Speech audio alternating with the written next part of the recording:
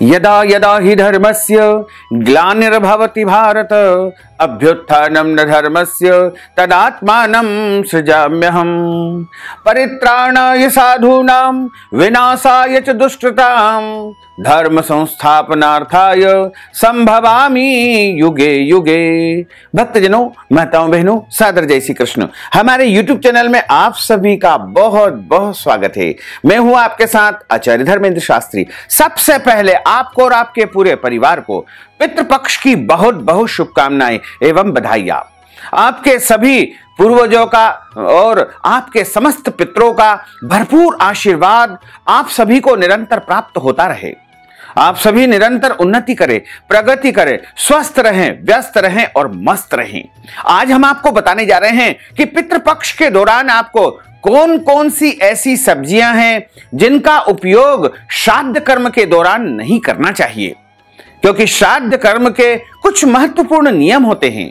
इन नियमों का पालन यदि आप करेंगे तभी आपके पितर जो है आपका श्राद्ध ग्रहण करेंगे और उनको तृप्ति प्राप्त होगी। पितृपक्ष जो कि प्रत्येक वर्ष में एक बार आता है, भाद्रपद माह के शुक्ल पक्ष की पूर्णिमा तिथि से लेकर के आश्विन माह के कृष्ण पक्ष की अमावस्या के जो 16 दिन होते हैं उन्हें पितृपक्ष कहा जाता है। श्राद्ध पक्ष के नाम से भी इसे जाना जाता है। कनागत या महालया श्राद्ध भी इसे कहा जाता है। कुछ लोग इसे कड़वे दिन के नाम से भी जानते हैं। पितृपक्ष पितृ की आराधना करने का, पितरों के प्रति अपनी भावना प्रकट करने का सबसे बड़ा पर्व माना जाता है। हमारे धर्म ग्रंथों और पुराणों में पितृपक्ष की बहुत विशेष व्याख्या की गई है और इस विषय में कई ग्रंथों में श्राद्ध करने के बड़े ही महत्वपूर्ण नियम बताए गए हैं। और इन नियमों का पालन करके यदि हम अपने पितरों के निमित्त श्राद्ध करते हैं, तर्पण करते हैं, जलांजलि देते हैं तो निश्चित तौर से हमारे पितृ तृप्त हो जाएंगे। क्योंकि जैसे ही श्राद्ध पक्ष आरंभ होता है तो पितृलोक से पितरों के स्वामी आर्यमा इन सभी पितरों को वहां से जो है वायु रूप में आजाद कर देते हैं, उनको स्वतंत्र कर देते हैं और कहते हैं कि जाओ अपने सभी परिजनों के यहां जाकर के इन 16 दिनों में उनके द्वारा दिया गया श्राद्ध को ग्रहण करो, पिंडदान को ग्रहण करो, जलांजलि को ग्रहण करो। और जब वो सारे पितर पितृमोक्ष अमावस्या के दिन विदा होकर के पुनः पितृलोक में जाते हैं तो पितरों के स्वामी आर्यमा उनसे पूछते हैं कि बताओ तुम्हारे परिजनों ने तुम्हें क्या क्या भोजन में दिया था और क्या क्या नहीं दिया था तथा तुम्हारी सेवा उन्होंने किस प्रकार की थी। तो कोई बताता है कि हमें खीर पूरी खिलाई थी, कोई बताता है कि हमें मालपुआ खिलाए थे। और इस प्रकार से अनेक व्यंजनों के नाम पितरों के स्वामी आर्यमा को समस्त पितर वहां जाकर के बताते हैं। और जिन पितरों को तृप्ति नहीं मिलती है वो अपने परिजनों को आशीर्वाद के स्थान पर श्राप भी देकर चले जाते हैं गलत तरीके से। और यदि आप श्राद्ध कर्म करेंगे, पितरों का तर्पण करेंगे, जलांजलि देंगे तो पितरों को तृप्ति नहीं मिलेगी और वो अतृप्त होकर के पुनः पितृलोक को प्रस्थान कर जाएंगे। अतृप्त अवस्था के जो पितृ होते हैं वो जो है बहुत दुखी हो जाते हैं, क्योंकि उनकी आत्मा तृप्त नहीं होगी तो वो अतृप्त रहेंगे। किसी भी योनि में आपके पितृ चले गए हैं, 84 लाख योनियां होती है, उन सभी योनियों में प्रत्येक आत्मा को विचरण करना पड़ता है। और जिस किसी भी योनि में अगर आपके पितृ पहुंच गए हैं तो आप उनके निमित्त यदि श्राद्ध करेंगे, पिंडदान करेंगे तो वो तृप्त हो जाएंगे। जब वो तृप्त होंगे तो आपको आशीर्वाद अवश्य ही प्रदान करेंगे। और अतृप्त यदि हमारे पितृ हो जाते हैं तो हमारे घर में, परिवार में पितृदोष की स्थिति निर्मित हो जाती है। प्रायः पितृदोष के कारण ही बहुत सारी समस्याओं का सामना हमको करना पड़ता है। हमारे घर परिवार में जो है कई प्रकार के संघर्षों का सामना करना पड़ता है, आर्थिक परेशानियां आती है, पारिवारिक क्लेश उत्पन्न होता है, घर में परिवार में रोग या बहुत सारे लोग जो है मानसिक रूप से पीड़ित रहते हैं।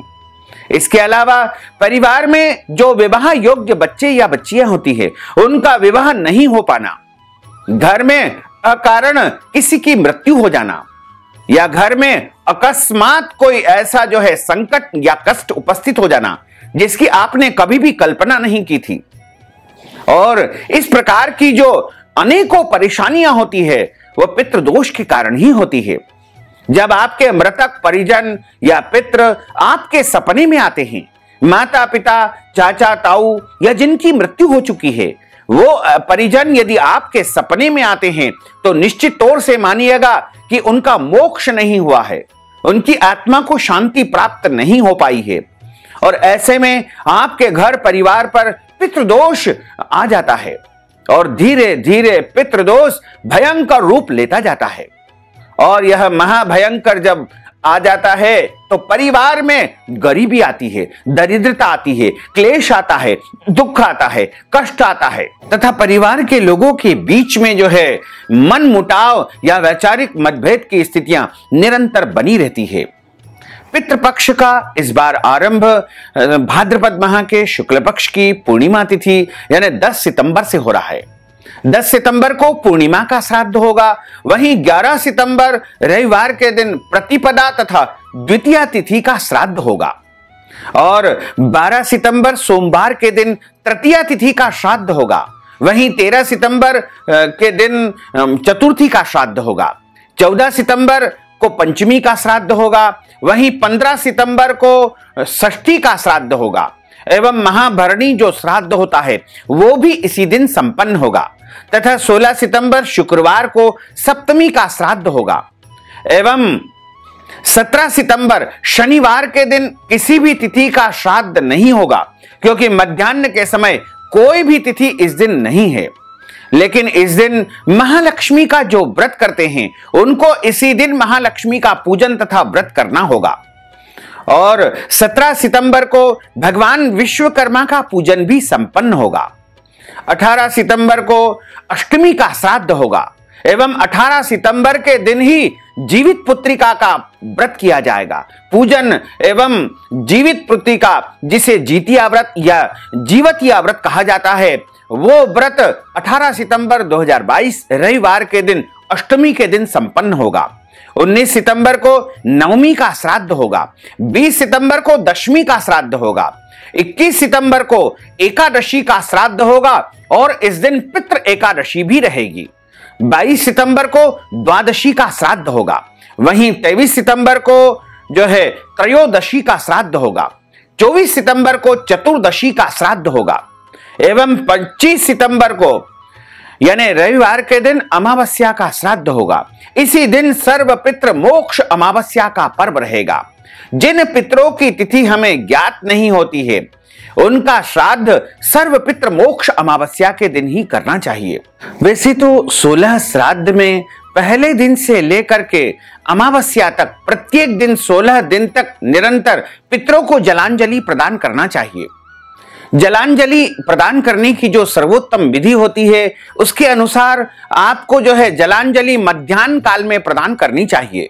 प्रातः काल में जो जलांजलि प्रदान की जाती है उसे पितर स्वीकार नहीं करते हैं, क्योंकि मध्याह्न का जो समय होता है वो पितरों का समय माना जाता है।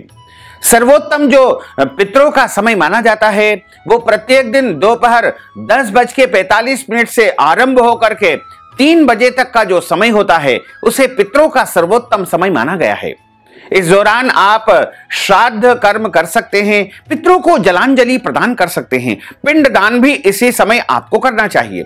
जलांजलि यदि आप प्रत्येक दिन अपने पितरों को प्रदान करना चाहते हैं तो आप हाथ में जल लेकर के और हाथ में कुशा लेकर के हाथ की मुद्रा को इस प्रकार बना करके, और यदि आप किसी जलाशय में तीर्थ में जलांजलि प्रदान करते हैं तो हाथ में कुशा तथा जौ और तिल रख करके इस प्रकार पितरों का नाम गोत्र बोलते हुए आपको जलांजलि प्रदान करना चाहिए। आप चाहें तो अपने घर में कोई थाली रख करके उसमें भी आप जौ तिल कुशा या कच्चा दूध यदि आपको गाय का मिल सके तो वो डाल करके आप उसमें जल भर करके पुनः इस प्रकार आप जलांजलि पितरों को प्रतिदिन प्रदान कर सकते हैं। अपने पितरों का नाम और गोत्र बोल करके आप जलांजलि यदि प्रदान करेंगे तो उनको तृप्ति अवश्य ही प्राप्त होगी।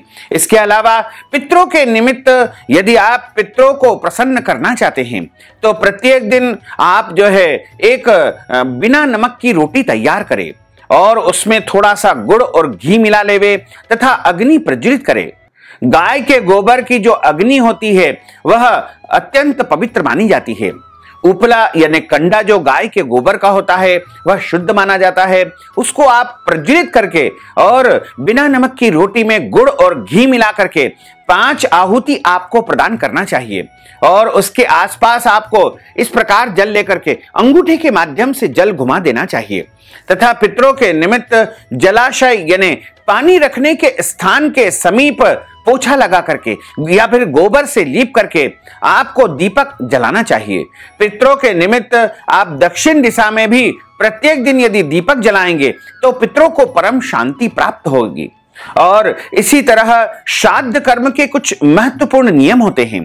उन सभी नियमों का पालन प्रत्येक मनुष्य को करना चाहिए और श्राद्ध कर्म तो प्रत्येक को करना चाहिए, चाहे वो किसी भी जाति का हो, किसी भी धर्म का हो, किसी भी पंथ का हो या जिस भी परंपरा में आप श्रद्धा रखते हैं, विश्वास रखते हैं, लेकिन श्राद्ध कर्म प्रत्येक मानव मात्र को अवश्य ही करना चाहिए। एक हमारे परिचित थे, वो किसी अन्य धर्म को मानते थे। उनके सपने में निरंतर जो है उनके जो परिजन जिनकी मृत्यु हो चुकी थी वो निरंतर सपने में आते थे। तो एक समय की बात है कि वो उन सपनों को लेकर के बहुत ज्यादा परेशान हो जाते थे और निरंतर चिंतित रहते थे कि किस प्रकार से मैं जो मृतक परिजन है उनको मोक्ष दिलवा सकूं। जब उन्होंने उनके धर्म के जो गुरु थे, धर्म गुरु, उनसे जाकर के चर्चा की, उन्होंने भी कई प्रकार के उपाय किए, लेकिन फिर भी उनके सपने में जो परिजन थे वो निरंतर आते रहे। उसके बाद किसी ने उनको बताया कि आप जाकर के किसी भी सनातन हिंदू धर्म के जो विद्वान पंडित होते हैं, आचार्य होते हैं, उनके पास जाकर के आप सलाह मशवरा करें।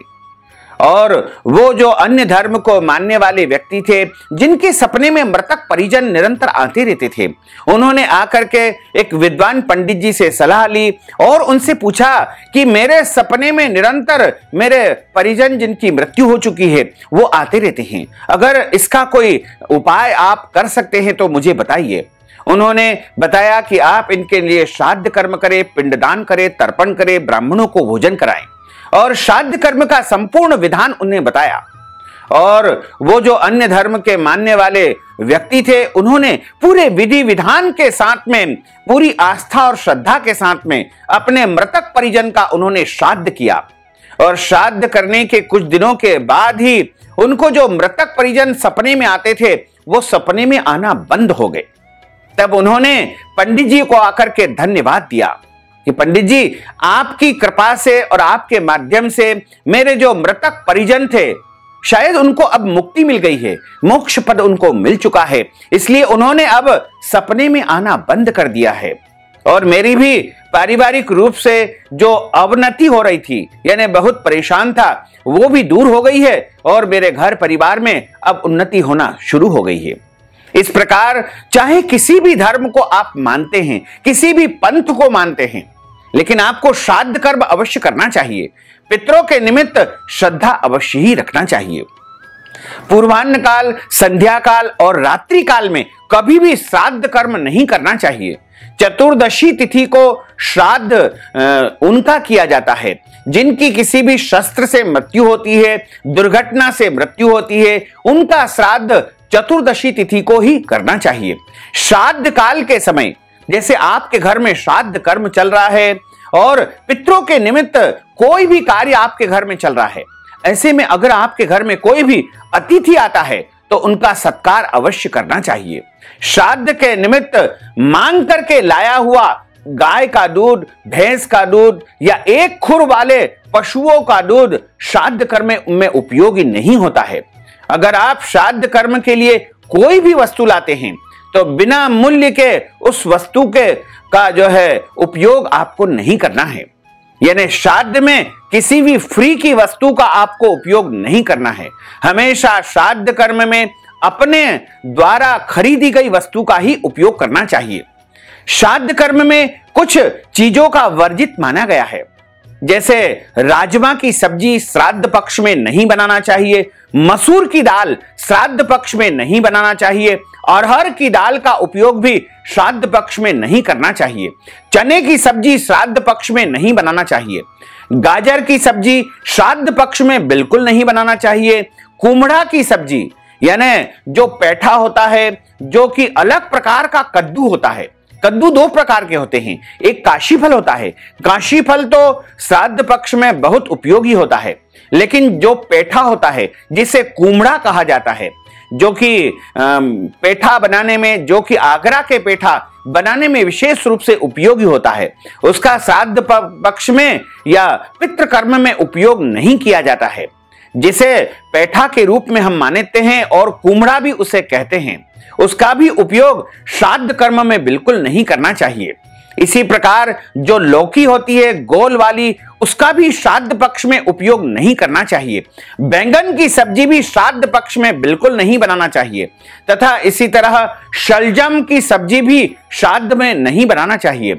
श्राद्ध में जो सब्जी बनाई जाती है उसमें हींग नहीं डालना चाहिए, तथा लहसुन प्याज भी उसमें नहीं डालना चाहिए।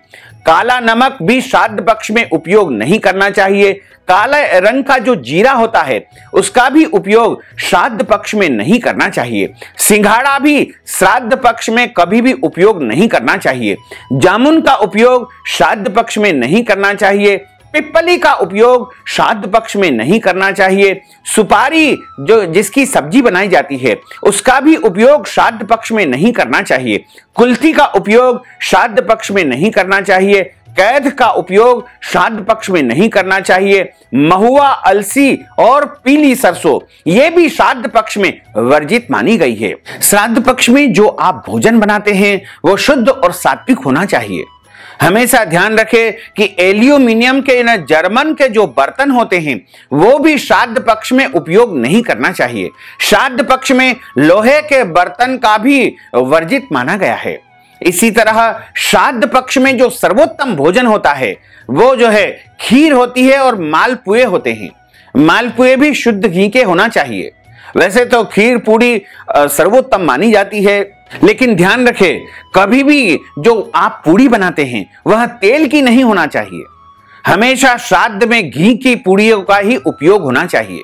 और जो खीर बनाई जाती है उसमें जो मेवा डालते हैं वो भी वर्जित माने गए हैं। आप चाहें तो इलायची उसमें डाल सकते हैं, जायफल उसमें डाल सकते हैं, लेकिन जो ड्राई फ्रूट्स जो खीर में डाले जाते हैं वो भी श्राद्ध पक्ष में वर्जित माने गए हैं।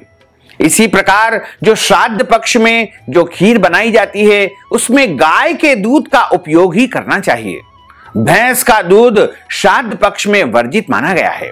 दूध हमेशा खरीद कर ही लाना चाहिए। फ्री का दूध श्राद्ध पक्ष में कदापि उपयोग नहीं करना चाहिए। श्राद्ध पक्ष में शुद्ध और सात्विक भोजन आपको बनाना चाहिए। कद्दू यानी काशी फल की आप सब्जी बना सकते हैं, लेकिन कुमड़ा या पेठा जो दूसरे प्रकार का कद्दू होता है उसकी सब्जी आपको नहीं बनाना चाहिए। और श्राद्ध पक्ष में आप चाहें तो रायता बना सकते हैं, बूंदी का रायता आप बना सकते हैं, लेकिन लौकी का रायता आपको श्राद्ध पक्ष में कदापि नहीं बनाना चाहिए। तथा श्राद्ध पक्ष में शुद्ध और सात्विक भोजन ही आपको बनाना चाहिए। भिंडी की सब्जी आप श्राद्ध पक्ष में बना सकते हैं, आलू की सब्जी आप श्राद्ध पक्ष में बना सकते हैं, लेकिन ध्यान रखें कि जो भी सब्जी बनाएं या भोजन बनाएं उसमें लहसुन प्याज का बघार आपको बिल्कुल नहीं लगाना है। श्राद्ध पक्ष में गिलकी की सब्जी आप बना सकते हैं, कोई दोष नहीं होता है। श्राद्ध पक्ष में आप चाहें तो टमाटर नींबू का भी उपयोग कर सकते हैं, इनका कोई दोष नहीं है। जो कुंवारे बच्चे या बच्चियां जो मर जाते हैं या उनकी तिथि याद नहीं होती है उनका श्राद्ध कुमार पंचमी के दिन ही करना चाहिए। अगर तिथि याद है तो उस दिन आप उनका श्राद्ध कर सकते हैं। जिनकी शस्त्रों से, दुर्घटना से या अकाल मृत्यु हो जाती है उनके लिए चतुर्दशी तिथि को श्राद्ध किया जाता है। और 2 वर्ष से छोटे बालक का श्राद्ध नहीं करवाना चाहिए। उनके निमित्त छोटे छोटे बच्चों को भोजन करवाना चाहिए।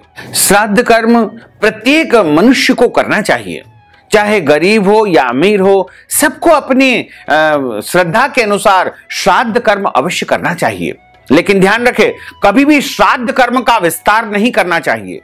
लोग अपने पितरों की स्मृति में बड़ा बड़ा श्राद्ध करते हैं, वो तरीका बिल्कुल गलत है। श्राद्ध कर्म को हमेशा विधिवत करना चाहिए। श्राद्ध कभी भी लंबा चौड़ा या विस्तार पूर्वक बिल्कुल नहीं करना चाहिए। श्राद्ध कर्म हमेशा सीमित मात्रा में ही करना चाहिए। लंबा चौड़ा का अर्थ होता है कई लोग बहुत धनवान होने के कारण बहुत सारे लोगों को बुला करके उनको भोजन करवाते हैं और विस्तार पूर्वक बड़े रूप में श्राद्ध करते हैं। यह तरीका बिल्कुल गलत है। शास्त्र में विस्तार पूर्वक श्राद्ध करने का मना किया गया है।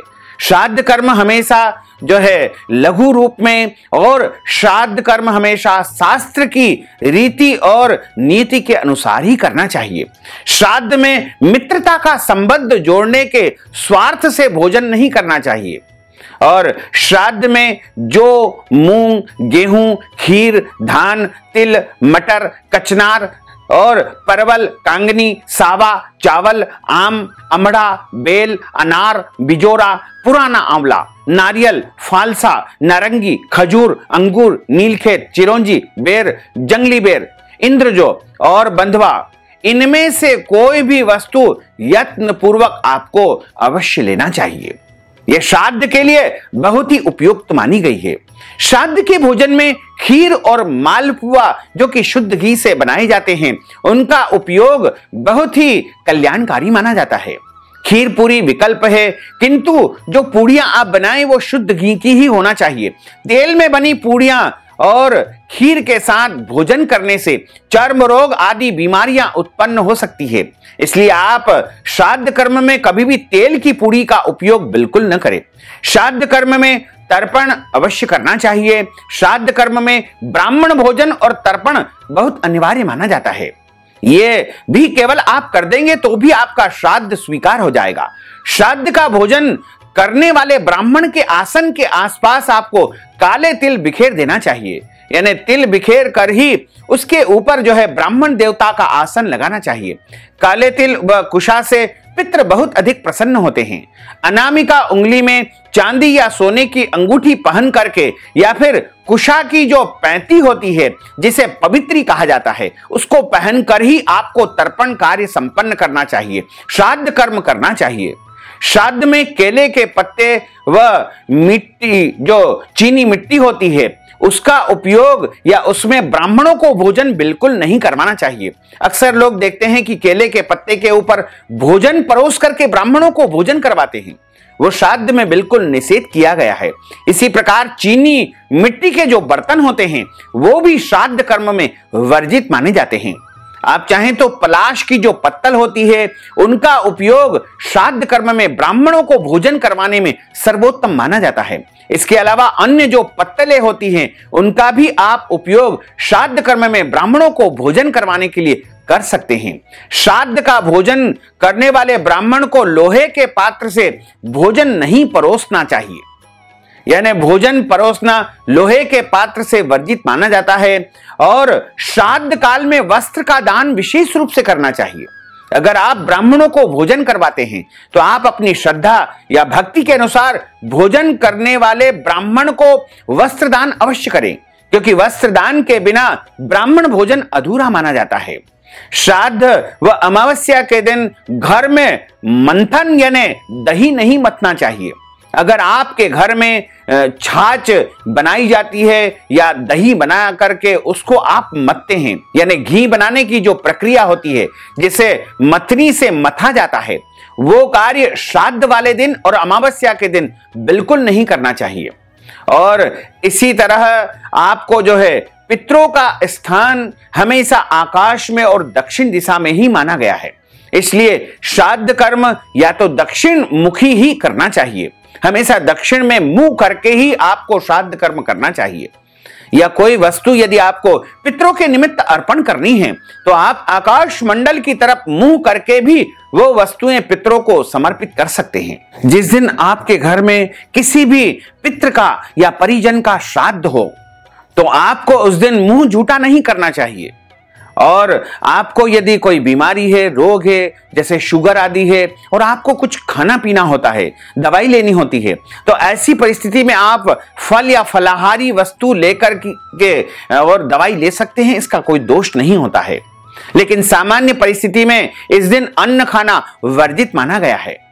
और एक महत्वपूर्ण बात हम आपको बता दें कि अगर आपके घर में किसी भी स्त्री का, जैसे किसी भी माता का, दादी का, चाची का या नानी का या किसी भी स्त्री का श्राद्ध हो, तो उस दिन आपको स्त्रियों को भोजन न करा करके ब्राह्मणों को जोड़े सहित भोजन करवाना चाहिए।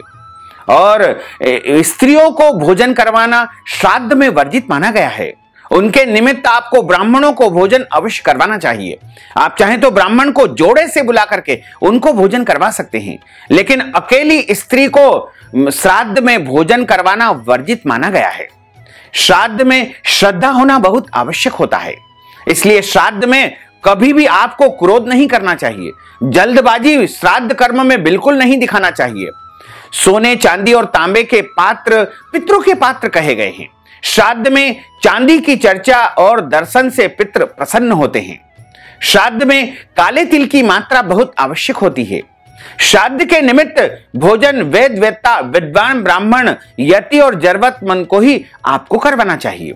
श्राद्ध के निमित्त ब्राह्मणों को भोजन कराते समय उस दिन यदि 10 किलोमीटर के भीतर रहने वाले अपने दामाद, भांजा भांजी और बहन और भाई बंधुओं को भी आमंत्रित करके पारिवारिक सद्भाव के साथ भोजन यदि आप करवा सकते हैं तो बहुत उत्तम रहेगा। यानी आपके समीप में कोई भी आपके रिश्तेदार जिनको आप भोजन करवाना चाहते हैं उनको बुला करके आप भोजन करवा सकते हैं। श्राद्ध कर्म में मुख्य रूप से मालती, जूही, चंपा, कमल के सफेद पुष्प लेना चाहिए। सफेद पुष्प श्राद्ध कर्म में बहुत उपयुक्त माने जाते हैं। तुलसी जी के पत्ते और तिल, कुशा, दूध, गंगाजल, शहद, दोहित्र और कुतप से पितृ अधिक प्रसन्न होते हैं। मृत्यु के 13 महीने के बाद मृत्यु तिथि पर, वार्षिक मृत्यु तिथि पर श्राद्ध करने की आवश्यकता नहीं होती है। इस दिन केवल आप ब्राह्मण को बुला करके भोजन करवा सकते हैं। दूसरा वर्ष पूरे होने पर तीसरे वर्ष के प्रथम दिन अर्थात दूसरे वर्ष की वार्षिक तिथि पर आपको श्राद्ध करना चाहिए। इसके बाद आने वाले पितृपक्ष में मृत्यु तिथि वाली तिथि के दिन ही आपको श्राद्ध करना चाहिए। इनको यानी अपने मृतक परिजन को श्राद्ध में आपको मिलाना चाहिए। इस दौरान अन्य पितरों का श्राद्ध आपको करते रहना चाहिए। इसका मतलब यह है कि अगर आपके घर में किसी की मृत्यु हुई है और उसके बाद पितृपक्ष आता है, श्राद्ध पक्ष आता है, तो जिनकी मृत्यु हुई है उनका श्राद्ध तो तीसरे वर्ष होगा, लेकिन अन्य पितरों का श्राद्ध आप पितृपक्ष में कर सकते हैं। इसका कोई दोष नहीं माना जाएगा। और श्राद्ध पक्ष में पितरों की तृप्ति के लिए वेद वेत्ता ब्राह्मण अवश्य होना चाहिए। श्राद्ध के समय कषाय वस्त्र यानी रंग बिरंगे कपड़े श्राद्ध पक्ष में नहीं पहनना चाहिए। जैसे श्राद्ध पक्ष में आपको काले कपड़े नहीं पहनना चाहिए, श्राद्ध पक्ष में आपको नीले कपड़े भी नहीं पहनना चाहिए। श्राद्ध पक्ष में हमेशा सौम्य रंग के वस्त्र पहनना चाहिए, जैसे सफेद रंग के या फिर क्रीम कलर के, पीले कलर के या लाल कलर के, केसरिया कलर के, यानी सौम्य वस्त्र आप धारण करके ही श्राद्ध करें। वैसे तो सर्वोत्तम वस्त्र सफेद कपड़ा ही श्राद्ध कर्म के लिए उपयुक्त माना गया है। जिस दिन आपके घर में किसी का श्राद्ध हो उस दिन आपको क्षौर कर्म जैसे दाढ़ी कटिंग, शेविंग बिल्कुल नहीं करना चाहिए। श्राद्ध कर्म वाले दिन आपको जो है नाखून भी नहीं काटना चाहिए। और श्राद्ध कर्म के दौरान आपको पूरी पवित्रता और शुद्धता के साथ में श्रद्धा रखते हुए ही अपने परिजनों का, पितरों का श्राद्ध करना चाहिए। जिस दिन अपने घर में श्राद्ध हो उस दिन दूसरे के घर का भोजन नहीं करना चाहिए। श्राद्ध कर्म में क्रिया और वाक्य की शुद्धता बहुत आवश्यक होती है। संयुक्त परिवार हो तो बड़ा पुत्र ही श्राद्ध करे और एक ही जगह जो है संयुक्त परिवार में श्राद्ध कर्म संपन्न होना चाहिए। यदि पुत्र अलग अलग रहते हैं तो श्राद्ध भी सभी को अपने अपने घरों में अपने परिजनों के निमित्त अलग अलग करना चाहिए। और श्राद्ध करने का अधिकार जो है क्रमशः पुत्र को होता है, पौत्र को होता है, प्रपौत्र को होता है, दोहित्र को होता है। दोहित्र का अर्थ होता है कि पुत्री का पुत्र। और पत्नी भी श्राद्ध कर सकती है, यानी महिलाएं भी श्राद्ध कर सकती है, कोई दोष नहीं माना जाएगा। और भाई भी श्राद्ध कर सकता है, भतीजा भी श्राद्ध कर सकता है, या पिता भी श्राद्ध कर सकते हैं, माता भी श्राद्ध कर सकती है, या पुत्र वधू यानी बेटे की बहू भी उनके सास ससुर आदि परिजनों के निमित्त श्राद्ध कर सकती है। यहां तक कि बहन भी श्राद्ध कर सकती है। भांजा यानी बहन का जो बेटा बेटी होता है वो भी श्राद्ध कर सकता है, और वंश का कोई भी अन्य व्यक्ति भी है वो भी श्राद्ध कर सकते हैं। यानी जो हमने बताए हैं उनमें से महिला या पुरुष कोई भी श्राद्ध कर सकते हैं। हैमाद्री ग्रंथ के अनुसार श्राद्ध में पिता की पिंडदान आदि संपूर्ण क्रिया पुत्र को ही करना चाहिए। पुत्र के अभाव में उनकी पत्नी भी कर सकती है, और पत्नी के अभाव में सहोदर भाई भी श्राद्ध कर्म कर सकता है। यदि गया श्राद्ध आपने कर दिया है तो मृत्यु तिथि व श्राद्ध पक्ष में तिथि आने पर उनका जो है आवाहन कर्म आपको नहीं करना है, यानी उनको नाम गोत्र से आपको आवाहित नहीं करना है, उनके निमित्त धूप आपको नहीं देना है, पिंडदान भी उस दिन नहीं करना है। उस दिन सिर्फ आप तर्पण करें, गौ माता को आप भोजन दे यानी रोटी खिलाएं, कुत्ती को रोटी खिलाएं, कौवे को रोटी खिलाएं, और चींटियों को आटा और शक्कर भी उस दिन डालें, तथा देवताओं को ब्राह्मणों को उस दिन आपको भोजन अवश्य करवाना चाहिए। और यदि गया श्राद्ध आपने कर दिया है तो आप इन सब कर्मों को अवश्य करें। इसी तरह गया जी में जो श्राद्ध किया जाता है उसमें कोई भी बड़ा से बड़ा यदि पितृदोष होगा वो समाप्त हो जाएगा, क्योंकि गयासुर को वरदान मिला हुआ है कि तुम्हारे शरीर के ऊपर यदि कोई भी पिंड दान करेगा तो उसका मोक्ष अवश्य ही प्राप्त हो जाएगा। गया श्राद्ध सभी को करना चाहिए। गया श्राद्ध करने से सभी को मोक्ष की प्राप्ति हो जाती है। गया तीर्थ सबसे बड़ा तीर्थ माना जाता है। गया श्राद्ध सभी कर सकते हैं। अगर आप अलग अलग रहते हैं तो आप सभी जाकर के अपने अपने अनुसार गया श्राद्ध कर सकते हैं। यदि माता पिता जीवित है तो भी उनका पुत्र जाकर के दादा दादी या अन्य पितरों के निमित्त गया श्राद्ध कर सकता है, इसका कोई दोष नहीं माना जाएगा। गौर बद्रीनाथ में ब्रह्म कपाली नहीं कराई है तो भी आप गया श्राद्ध कर सकते हैं। गया श्राद्ध एक से अधिक बार भी आप कर सकते हैं, अनेक बार आप गया श्राद्ध कर सकते हैं, इसका कोई दोष नहीं माना जाएगा। गया श्राद्ध कराने के बाद बद्रीनाथ तीर्थ में ब्रह्म कपाली आपको करवाना चाहिए।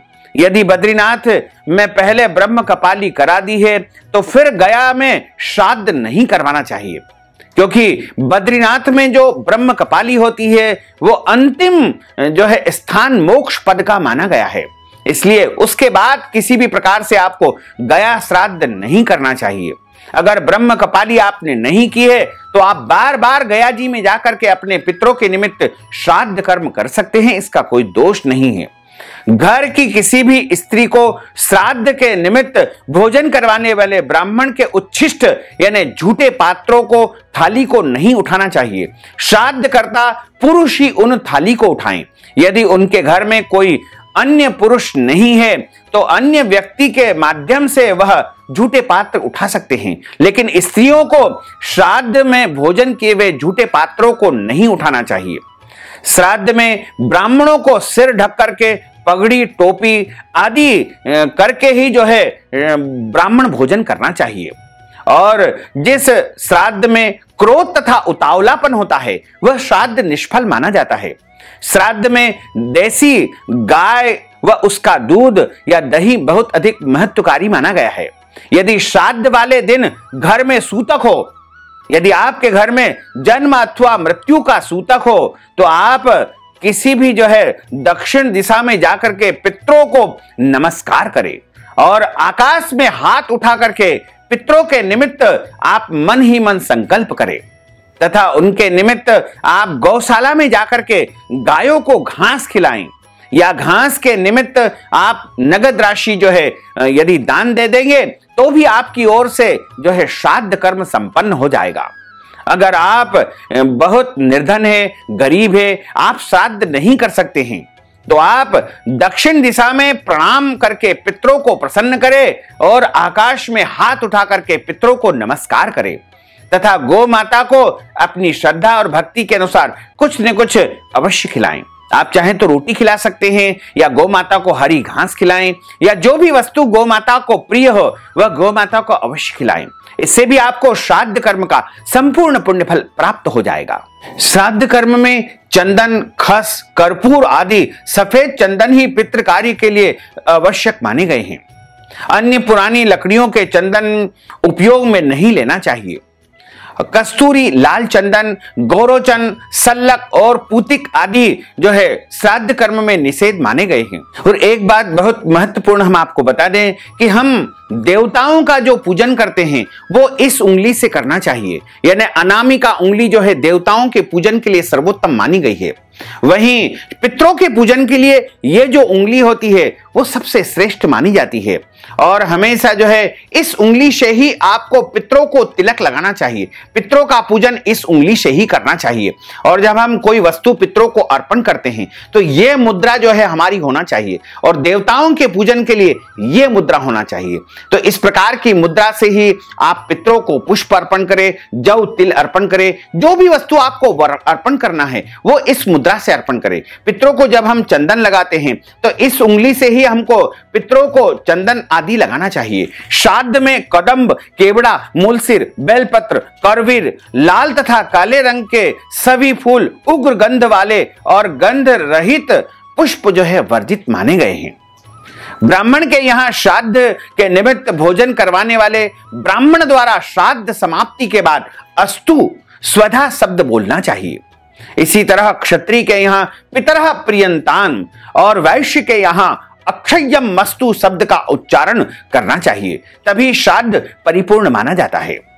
एकादशी होने से श्राद्ध में आपको जो है चावल का उपयोग नहीं करना चाहिए।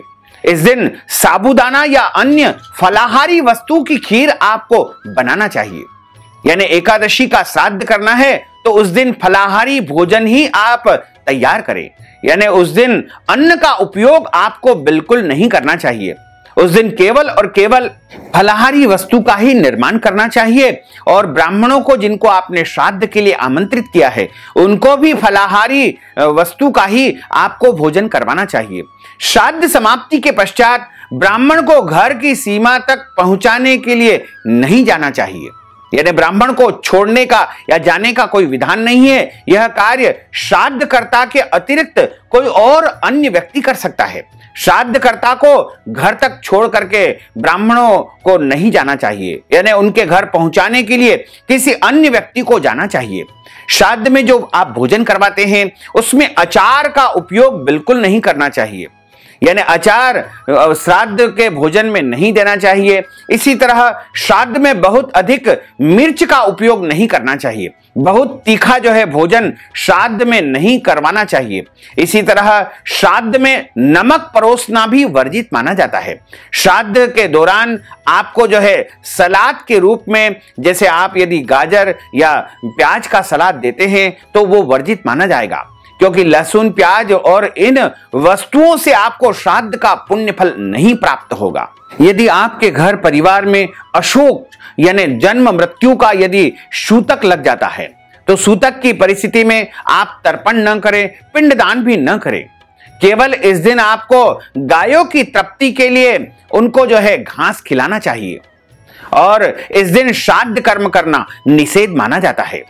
और यदि आपको आपके आसपास के क्षेत्र में ब्राह्मण उपलब्ध न हो तो आप जो है कम से कम गोग्रास निकाल करके गौ माता को भोजन अवश्य कराएं, यानी इसे गौ श्राद्ध कहा जाता है। गौ माता की तृप्ति भी एक प्रकार की श्राद्ध मानी गई है, इसलिए गौ माता को इस दिन तृप्त कर देंगे तो आपका श्राद्ध आपके पितर स्वीकार कर लेंगे। और इसी तरह श्राद्ध के निमित्त जिन ब्राह्मणों को आप अपने घर में बुलाते हैं उनके पहले चरण धोना चाहिए। ब्राह्मणों को कभी भी खड़े खड़े पांव नहीं धुलवाना चाहिए, यानी उनको बैठा कर ही उनके चरण धोना चाहिए। पांव धोने के बाद ही उनको आसन पर बैठा करके उनको भोजन करवाना चाहिए। सात्विक अन्न फलों से पितरों को सर्वोत्तम तृप्ति प्राप्त होती है। और श्राद्ध में अग्नि पर दूषित गूगल यानी खराब गूगल यदि आपके घर में हो तो उस दिन श्राद्ध वाले दिन उसको अग्नि पर नहीं डालना चाहिए। और खराब गोंद यदि आपके घर में है तो उसको भी अग्नि पर नहीं डालना चाहिए। सिर्फ घी भी आपको अग्नि पर इस दिन नहीं डालना चाहिए। यदि आपको अग्नि पर घी डालना है तो उसमें पहले आप खीर पूड़ी या श्राद्ध के निमित्त आपने जो भोजन तैयार किया है वो आपको डालना चाहिए। और ध्यान रखें कि कभी भी नमक वाली कोई भी वस्तु जो है अग्नि पर बिल्कुल नहीं डालना चाहिए। बिना नमक की वस्तुएं ही अग्नि के ऊपर आपको धूप के रूप में लगाना चाहिए।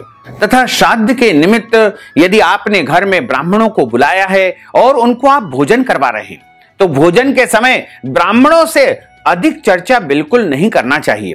वैसे तो मौन रहकर ही इस दिन भोजन करवाना चाहिए, लेकिन कोई आवश्यक बात हो तो आप इशारे में या संकेत में ब्राह्मण देवता के माध्यम से प्राप्त कर सकते हैं। लेकिन ध्यान रखें कि भोजन के समय ब्राह्मण को चर्चा नहीं करना चाहिए, बोलना नहीं चाहिए, मौन रहकर ही इस दिन भोजन करना चाहिए। पुत्र को कम से कम वर्ष में 2 बार अपने पितरों के निमित्त श्राद्ध कर्म अवश्य करना चाहिए। पितृपक्ष में श्राद्ध करे या अपने पिता की या माता की या परिजन की तिथि याद हो, उस दिन भी आप श्राद्ध कर्म उनके निमित्त कर सकते हैं। केवल ब्राह्मण भोजन करवाने से भी श्राद्ध कर्म संपूर्ण माना जाता है। और जिस दिन व्यक्ति की मृत्यु होती है उस दिन तथा पितृपक्ष में उनके निमित्त श्राद्ध कर्म अवश्य करना चाहिए। जिस दिन आपके पितरों का या मृतक परिजनों का श्राद्ध हो उस दिन 5 स्थानों पर श्राद्ध के निमित्त बनी थोड़ी थोड़ी वस्तु आपको रखना चाहिए। सबसे पहला भाग आपको गाय को देना है। उस 2 पूड़ी रख करके उसके ऊपर भोजन की संपूर्ण सामग्री आपको लगाना है। दूसरा भाग श्वान यानी आपको कुत्ते को देना है। तीसरा भाग कौवे को देना है। चौथा भाग देवताओं के निमित्त आप किसी भी प्राणी को खिला सकते हैं। तथा 5वां भाग आपको जो है चींटियों को देना चाहिए। और 10,000 निरक्षर ब्राह्मण भोजन करते हैं, वहां यदि एक वेदों का ज्ञाता विद्वान ब्राह्मण भोजन कर लेता है तो आपको 10 लाख ब्राह्मणों को भोजन करवाने का पुण्य फल प्राप्त हो जाएगा, ऐसा मनुस्मृति में लिखा हुआ है। श्राद्ध करने के पूर्व क्षौर कर्म नहीं करना चाहिए। श्राद्ध करने के पूर्व आपको कपड़े नहीं धोना चाहिए। जिस दिन आपके घर में श्राद्ध कर्म हो उस दिन आपको कपड़े गलती से नहीं धोना चाहिए। पितरों के निमित्त अगर आप जलांजलि प्रदान करते हैं, तर्पण करते हैं, तो आपको संयुक्त दोनों हाथों से ही पितरों को जलांजलि देना चाहिए या तर्पण करना चाहिए। कभी भी एक हाथ से आपको तर्पण बिल्कुल नहीं करना चाहिए, यानी 2 हाथ से जलांजलि प्रदान करके ही पितरों को तर्पण करना चाहिए। और हमेशा ध्यान रखें कि दूसरे की भूमि पर आपको श्राद्ध कर्म नहीं करना चाहिए। दूसरे की भूमि यानी दूसरे का घर है तो उसमें आपको श्राद्ध कर्म नहीं करना चाहिए। अगर आप चाहें तो यदि किराए के घर में रहते हैं, चूंकि किराया देते हैं इसलिए उसका मूल्य आप प्रदान करते हैं, इसलिए किराए के घर में श्राद्ध कर सकते हैं, कोई दोष नहीं होगा। लेकिन दूसरे के घर में जाकर के आपको श्राद्ध नहीं करना चाहिए। परिस्थितिवश यदि आप घर से बाहर है और आपको श्राद्ध करना बहुत आवश्यक है तो आप जंगल में श्राद्ध कर सकते हैं, पर्वत के ऊपर श्राद्ध कर सकते हैं, पुण्य तीर्थ में, पुण्य नदी के किनारे पर आप श्राद्ध कर सकते हैं और देव मंदिर में भी आप श्राद्ध कर सकते हैं, क्योंकि इन स्थानों पर किसी का भी स्वामित्व नहीं होता है, कोई भी इन स्थानों का मालिक नहीं होता है। इसलिए इन स्थानों पर जाकर के आप श्राद्ध कर सकते हैं, इसका कोई दोष नहीं माना जाएगा। देव कार्य में ब्राह्मणों की परीक्षा कभी भी नहीं लेना चाहिए, लेकिन पितृ कार्य में हमेशा विद्वान ब्राह्मण होना चाहिए। और वेदों का ज्ञाता विद्वान ब्राह्मण जब श्राद्ध कर्म कराता है तो उसका ही पुण्य फल प्राप्त होता है। ऐसा मनुस्मृति, शंख स्मृति, व्याघ्रपाद स्मृति, स्कंद पुराण में लिखा हुआ है। श्राद्ध में ब्राह्मण की उपस्थिति बहुत आवश्यक मानी गई है।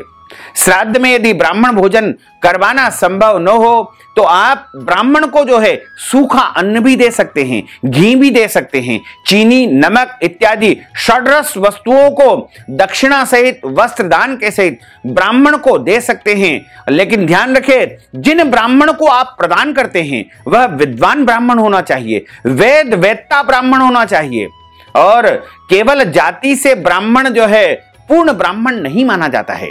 जब तक उसका उपनयन संस्कार नहीं होता है, वह वेदों का ज्ञाता नहीं होता है, तब तक जो है वह द्विज नहीं माना जाएगा। इसलिए हमेशा द्विज यानी ब्राह्मण को ही भोजन करवा करके उनको ही श्राद्ध का दान देना चाहिए। परिस्थितिवश यदि आपके क्षेत्र में वेदवेत्ता यानी विद्वान ब्राह्मण न प्राप्त हो तो कम से कम गोग्रास निकाल करके गायों को इस निमित्त भोजन अवश्य देना चाहिए। श्राद्ध के समय रेशमी, नेपाली कंबल, ऊन, काष्ठ, तृण, पर्ण, कुश आदि के आसन श्रेष्ठ माने जाते हैं। काष्ठ आसन यानी लकड़ी के आसन में शमी, कश्मीरी, शल्य, कदम्ब, जामुन, आम, मौलसिरी एवं वरुण के आसन श्रेष्ठ माने गए हैं। किसी भी आसन में लोहे की यदि कील लगी हुई है तो उसके ऊपर कंबल या कोई भी कपड़े का पवित्र आसन बिछा करके उसके ऊपर बैठकर ही आपको तर्पण आदि करना चाहिए। जहां तक हो सके सफेद रंग का जो आसन होता है वह पितृ कर्म में श्रेष्ठ माना जाता है। जिनकी मृत्यु तिथि ज्ञात नहीं है उनका श्राद्ध सर्व पितृ मोक्ष अमावस्या को करना चाहिए। अमावस्या को समस्त पितरों के नाम पर तर्पण भी करना चाहिए। अगर आप तिथि पर श्राद्ध कर चुके हैं तो भी आपको अमावस्या के दिन तो अनिवार्य रूप से श्राद्ध करना चाहिए। जिनके परिवार में कोई मातृ शक्ति यदि सतीत्व को प्राप्त हुई है तो उनके निमित्त भी अमावस्या के दिन श्राद्ध कर्म अवश्य करना चाहिए।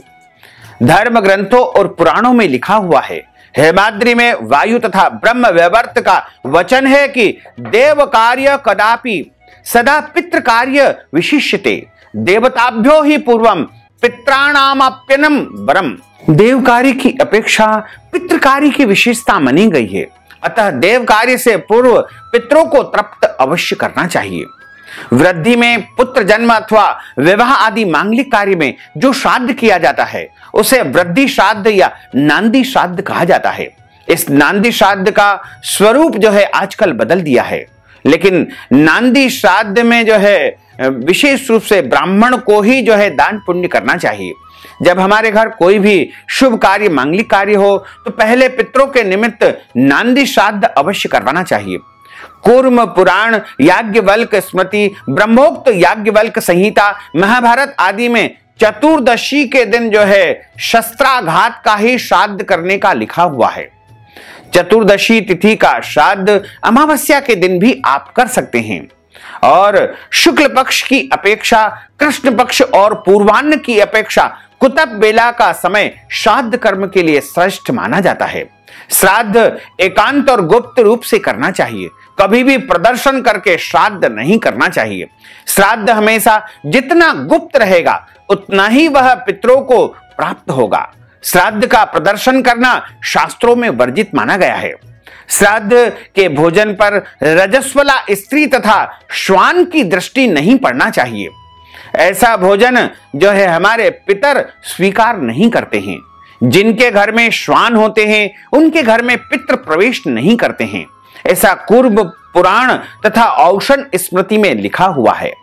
तो इस विधि से अगर आप श्राद्ध कर्म संपन्न करेंगे तो निश्चित तौर से आपके पितृ प्रसन्न होंगे और आपके घर के पितृ दोष समाप्त हो जाएंगे।